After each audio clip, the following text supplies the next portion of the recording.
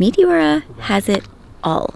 This place is so incredible. Meteora has become the second most visited place in mainland Greece. Could you imagine climbing to the top of these pinnacles? Welcome, welcome. Thank you. We're Brittany and Drew, two hopeful explorers who got married, moved into a van, and have been chasing adventures all around the globe ever since.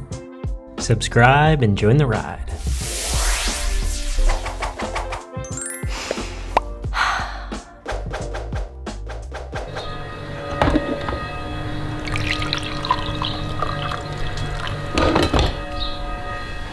The bells are ringing.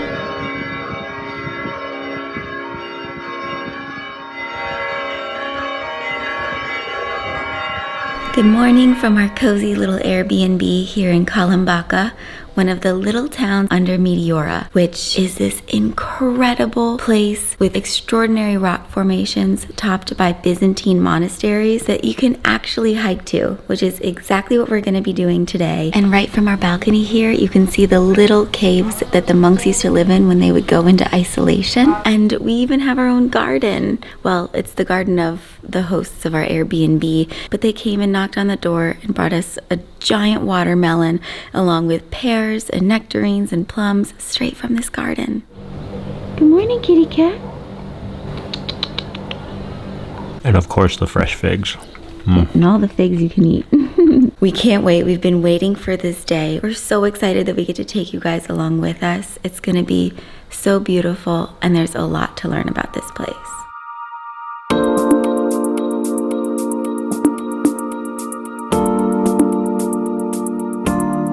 There's actually a footpath that takes you straight from the town of Kalambaka, where we're staying, up to the Holy Trinity Monastery, which is notoriously difficult to get to. And under normal circumstances, Drew and I would have loved to start from the bottom and hiked all the way to the top. But to be completely honest, we are still feeling the pain in our muscles from having summited Mount Olympus in our last episode. The pain is real, and so we're going to be kind to ourselves and drive to the top. There are a lot of parking lots that you can choose from, and then kind of do little mini hikes to a few of the monasteries at a time. Look at how crazy and windy this road is that we're taking too. But this drive is full of so many amazing things. Look at that. I wonder how you can get in there now. So where are we exactly? We should be right around this curve right in here. And we just passed St. Nicholas. St. Nicholas is... right there in the distance. Apparently that's the least visited monastery. We're going to try to hit it up at the end. There's one on the other side that I think we cannot see yet. This one here is Varlaam, named after the monk who lived there. So 1, 2, 3, 4, 5, and 6. There's one thing that we really wish that we could have done here that it is just not the right season for, because we would probably burn to a crisp. And no tours are being led to do this activity. That's rock climbing. Yeah, it's world-class rock climbing here. Could you imagine climbing to the top of these pinnacles and going to the monasteries? Like, it would be really cool. I bet you get to climb up to some of those little caverns that we were looking at there. Yeah, I bet there's some really cool holds. I bet we'd be happy living in one of those little caverns. Be pretty cool. With a rope ladder going down to our van? Yeah. All right, let's go to our first monastery. What do you say? Let's do it. We're just scouting for our future rock climbing trip. And if you notice, we're wearing a long skirt and pants, even though it's about, what, 93 degrees today? Yeah. This is part of the dress code and requirement for going into the monastery. You can't have any exposed shoulders, whether man or female. Or knees. Or knees. Yeah. That's why I'm wearing pants, which is a little toasty and roasty. I just realized I am pretty sure the monastery that is on the cover of our Lonely Planet book is right there. Look at how crazy that is. Wow. Meteora was actually under the ocean, but the tectonic plates shifted about 100 million years ago and pushed Meteora up here where it sits today. But as the sand and sediment washed away, the rock pinnacles remained. And that's what we see now. You can see some really cool stripes and striations that are vertical and horizontal, especially in the area that we're staying. So special. So cool.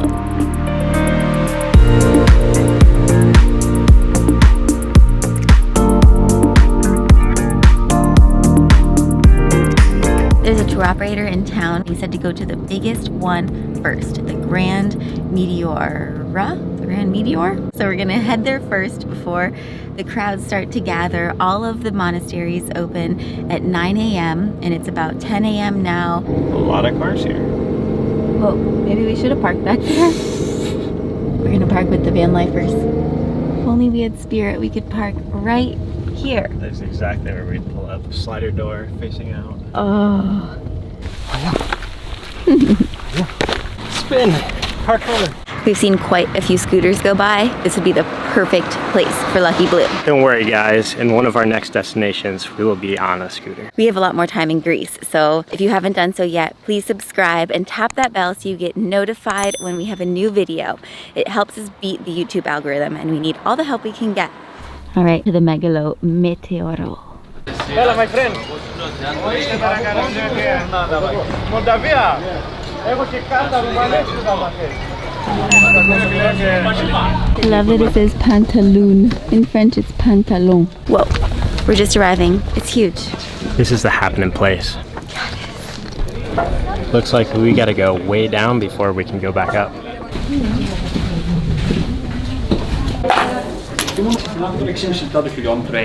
All the monasteries cost €3 per person. Not bad. Wow. Look at that view.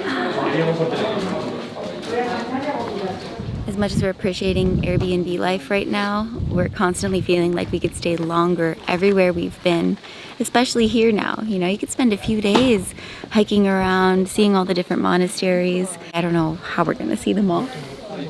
Doing our best to just take in every vista, enjoy every spot, be in the moment. That's all that matters. The monks would approve, I think. And the nuns. There are 2 nunneries.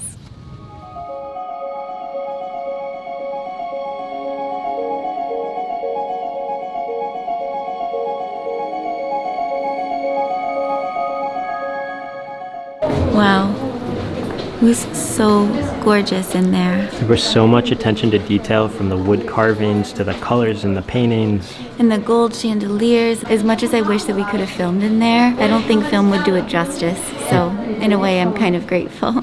Everything is blackened out because of the smoke from the fire they used to cook their food. We learned that the monks had to dig a hole in the rock in order to collect rain for drinking water. I have to point out, it is utterly fascinating how they were able to adhere these bricks on top of the rocks that were already there.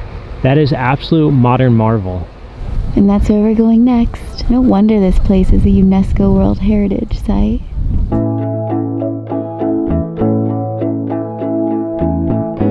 We're in. Monastery numero 2.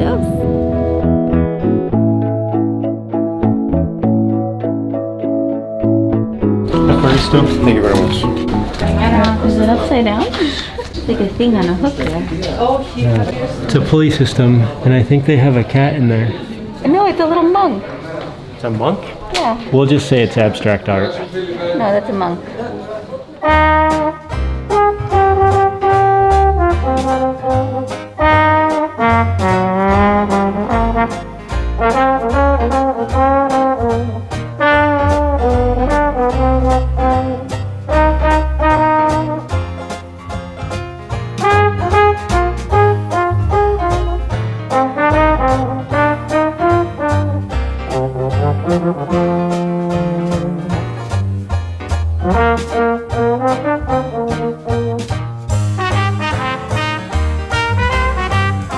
This is the ancient system that they used to walk around and wrap the rope up and pull the goods up to the monastery up here.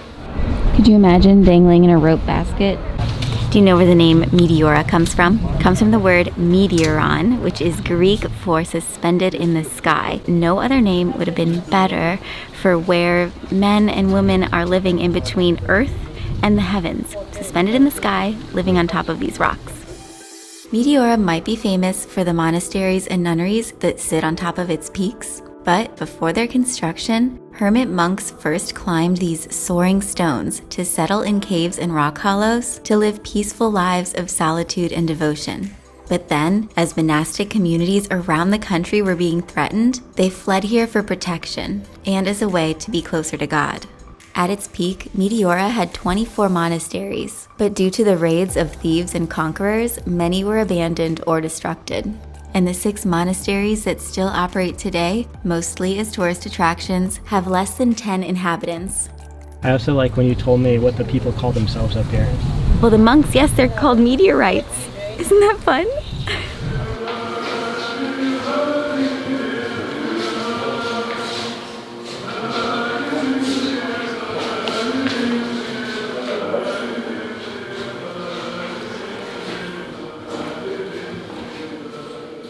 I just can't get over that the monk was raised that way. And this describes how the monasteries were made. The mortar stacked with the bricks. Those are the original stairs that the monks used to sit on and be wrapped up in their little basket and pulled to the top. That was some crazy old historic footage that we saw in there.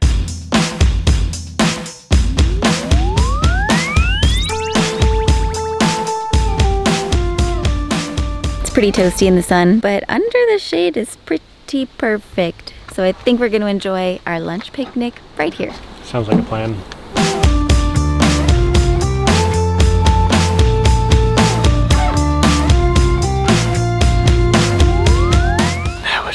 It was made with tomatoes and vegetables straight from the garden. But Drew and I were just discussing that Meteora is not only a really excellent destination for hikers, but also for bikers and, as we mentioned, during the right season, rock climbers as well. And if you guys are interested in not only coming to Meteora, but Greece in general, we want to say a thank you to the sponsor of today's episode, Rosetta Stone, who is one of the pioneers and the best platforms out there for learning a new language. We have been using their app, which is so easy to navigate, and by using our link below, you can get a lifetime subscription for $179. Yep. That's incredible. It's basically like having one-on-one language learning services literally at your fingertips. And you guys have been hearing us say hello, thank you, please. Evaristo. Thank you. Thank you very much. Some of the Greek words that let the people know in this country that we appreciate it so much. And thanks to Rosetta Stone, it makes it that much easier to learn those things. Yasas, which means hello. So a big Evaristo to Rosetta Stone. And be sure to use our link below to get that lifetime membership for only $179. Check out the app. It is awesome. Yasu! Yasu!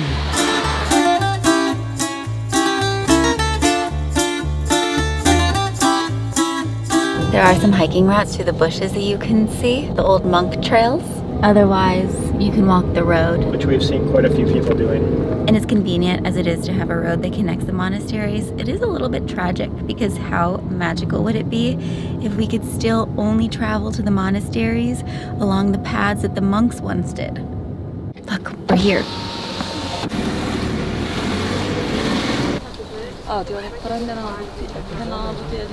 We have cookies. We have dessert. Cookies.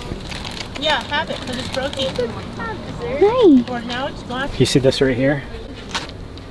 They close from 1 o'clock, 1:20 to 3:30, and we happen to be here at about 2 o'clock. A newbie move by us because we just had no idea what hours were existing at each of these monasteries. So let's go back to the last one. Okay. We'll come back here at the end. Love having a little car. Do you guys see this? This is where they put all the cargo, or the monk. They load them onto the cart and they send them on down the cables up to the monastery. We've been told that this is the hardest monastery to get to because, unfortunately, we don't get to take that little cart.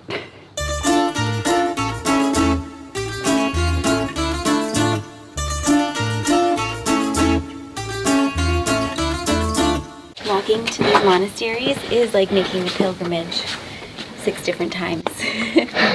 Or however many you get to visit, but they're all very special in their own way. Remember how we said that you can hike up from town? Kalambaka. That's definitely if we had gotten started first thing in the morning. Or if our last adventure wasn't Mount Olympus. Yeah, if our legs weren't still burning. I'm not gonna lie, guys, like, these calves feel like jelly. How about yours? Mine feel like they're gonna explode. No. We did take a little bit of Motrin and a leave this morning. I won't leave that out. Yeah, it's the only reason we're moving right now. And look at this. Wow. We're like under the rock ledge. Whoa. How you doing? Just keep moving one step at a time. I mean, the view just keeps being more and more stunning.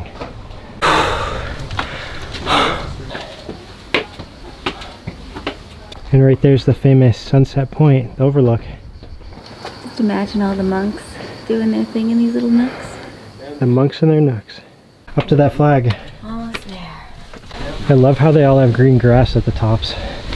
Sprinkler party. Oh look, they have a basket. Ah, the monk basket. The furry school. We made it. And that is the path we took to get here. Whoa. Look at that.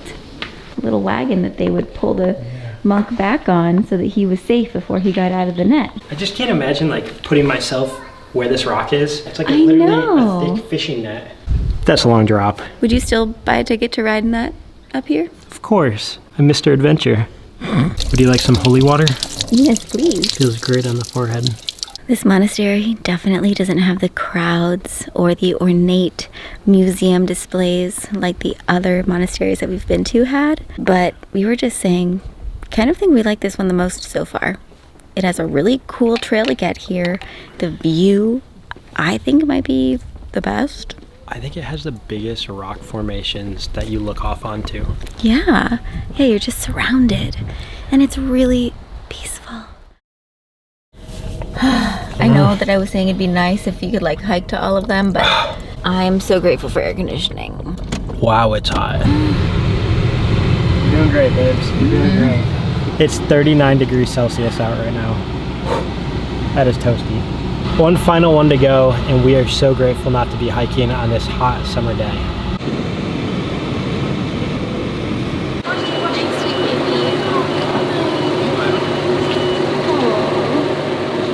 If you guys can't tell, we are back at the monastery that was closed a little bit ago. This is St Stephan or St Stephan. Not sure how to say it, but they're open. Let's go in. As you can see behind me, there's a lot more people here. The tour buses only go to the ones that are easy to access, which is why the last one was so quiet and this one is not. Because just a few steps and here we are at the entrance. This is in case anyone's wearing shorts and in case there are any exposed shoulders. That's nice of them. This is the first monastery that I saw them actually provide cover-ups for people. I saw them in a basket at one when we went and paid. Oh. Yeah. I will say, this monastery smells the best. They have a bunch of incense lit. It is really nice. I know you. Oh, there you are. I really love being in places like this where there's a lot of liveliness. You can hear all sorts of different languages spoken, which is one of the favorite reasons that Brittany and I love being back in Europe, a place where there are so many different groups and walks of life. It is very special. Breathe it in.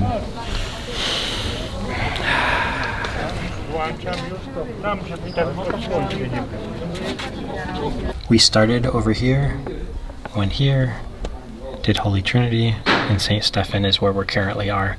I would say my favorite was probably, yeah, I think we both could say that. And even though we weren't able to show you too much of St Stephan, it is really beautiful. I do love that it's a nunnery that makes it different.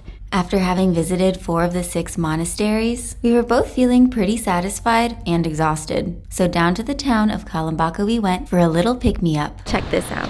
This is the view from Kalambaka. It is spectacular. And if you look all the way to the right, you can see St. Stephen's, where we just were. One cafe freddo, Evaristo. I don't know what they do. I think they use a frother, but there is like a thick layer of foam all up in their coffee. Also nice that they give us water. I'm pretty parched. Today was exhausting. Look at how amazing this is. Look at all the foam. And they give you little cookies. And the receipt comes in a little tube. Yeah, it's so cute. That's unlike anything that I even know how to explain. Also want to show you, if you can see behind me, that this is a thing to do at this hour. A cafe around 5, 6 o'clock, and then dinner around 9, maybe 10 or 11. The Greeks eat pretty late, so we're doing as the locals do.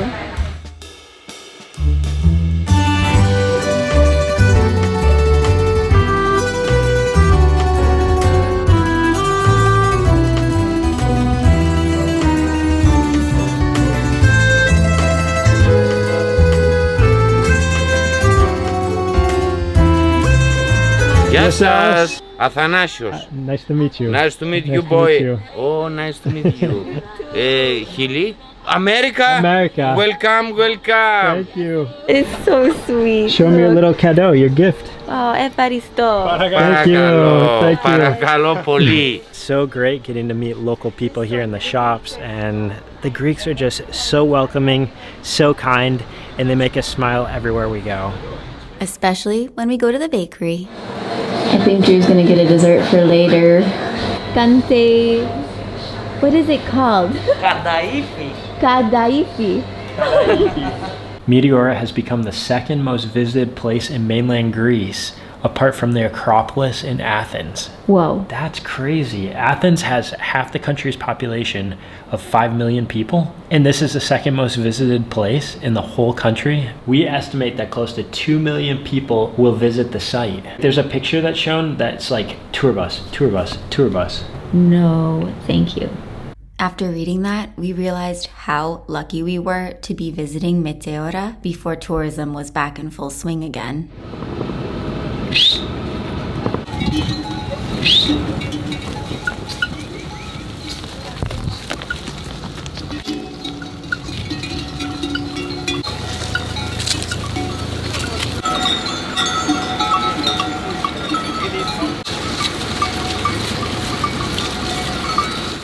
Go on, little one.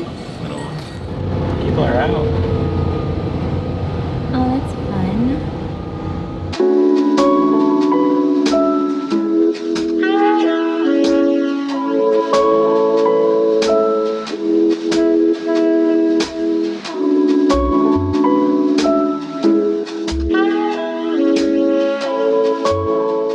Well, we made it to the best seat in the house. What an incredible way to end such a special day in this magnificent place. We got to see 4 of the 6 monasteries and just take it in. The lighting is insane. But look, I have to try taking another Polaroid. I just tried taking one of the sunset here, and that's what came out. Kind of cool, though. Well, enough chitter chatter. Let's enjoy the sunset. Let's take it all in. You guys too.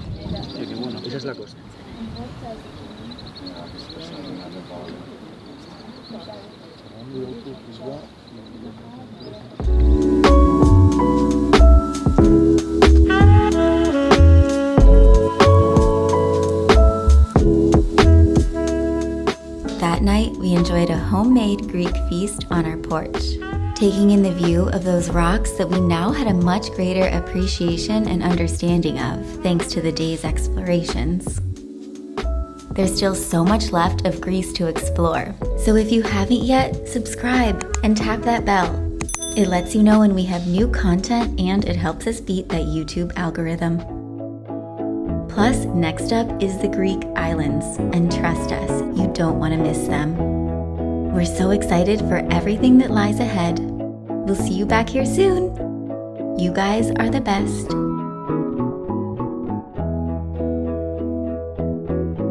I know you're just a dog.